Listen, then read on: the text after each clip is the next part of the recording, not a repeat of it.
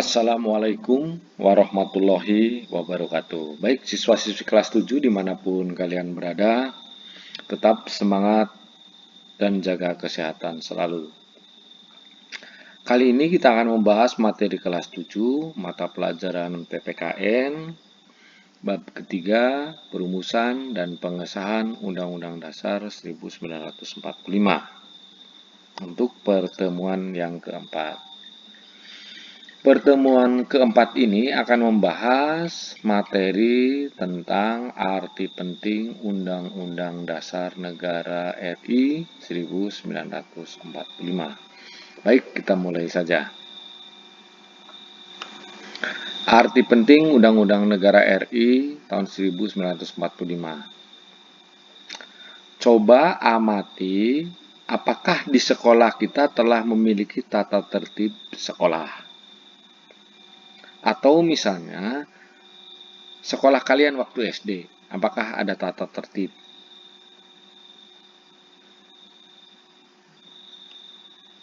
Tuliskan hal-hal yang kalian ingat terkait tata tertib sekolah. Adakah yang bisa kalian catat terkait tata tertib sekolah? Coba diingat-ingat.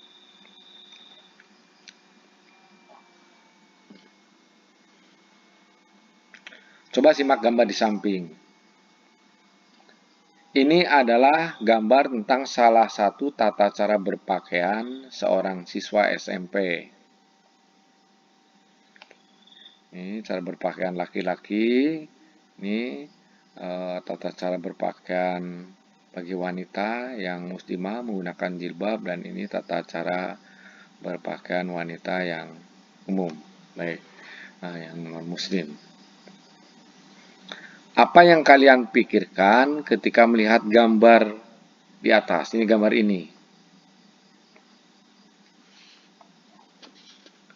Bisa dibayangkan jika sekolah tidak memiliki aturan tentang cara berpakaian bagi siswa, maka siswa akan mengalami kebingungan. Demikian pula kehidupan suatu negara diatur dengan sebuah konstitusi atau undang-undang dasar.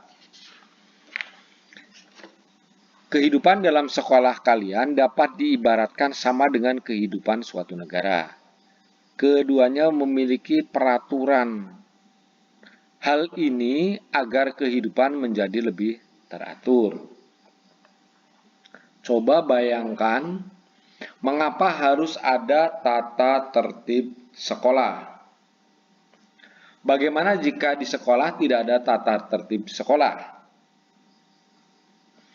Kemudian sekarang bayangkan,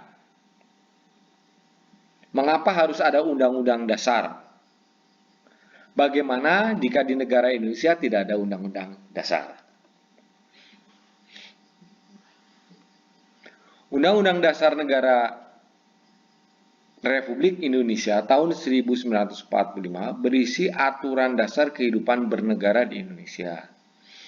Kedudukannya sebagai hukum yang paling tinggi dan fundamental sifatnya karena merupakan sumber legitimasi atau landasan dari peraturan perundangan yang ada di bawahnya. Sesuai dengan prinsip hukum yang berlaku universal, maka semua peraturan perundangan yang berlaku di Indonesia tidak boleh bertentangan dan harus berpedoman pada Undang-Undang Dasar Negara Republik Indonesia tahun 1945. Jika tidak ada Undang-Undang Dasar 1945 atau apabila Undang-Undang Dasar Negara Republik Indonesia tahun 1945 tidak ada atau tidak dipatuhi, maka 1. Dengan tidak adanya peraturan yang disepakati, kehidupan bernegara kita mengarah pada ketidakharmonisan. Kenapa demikian? Karena tidak ada acuan. Karena tidak ada yang dijadikan sebagai pedoman dalam kehidupan bernegara. Yang kedua, kondisi kehidupan tidak aman. Bahkan mungkin terjadi perang saudara, sehingga berakibat tidak terwujudnya kesejahteraan. Yang ketiga, sangat dimungkinkan bubarnya negara Republik Indonesia. Kepatuhan warga terhadap Undang-Undang Dasar Negara RI tahun 1945 akan mengarahkan kita pada kehidupan yang lebih tertib dan teratur. Sebaliknya, apabila undang-undang tidak dipatuhi, maka kehidupan bernegara kita mengarah pada ketidakharmonisan yang berakibat terjadinya kekacauan. Di dalam negara yang menganut paham demokrasi, Undang-Undang Dasar mempunyai fungsi khas, yaitu membatasi kekuasaan pemerintah agar penyelenggaraan kekuasaan tidak bersifat sewenang-wenang. Dengan demikian, diharapkan hak-hak warga negara akan lebih terlindungi. Gagasan ini disebut konstitusionalisme.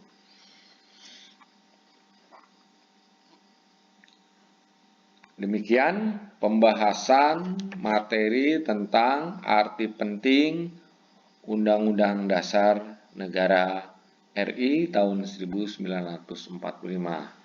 Baik, mari kita simpulkan pertemuan yang keempat ini.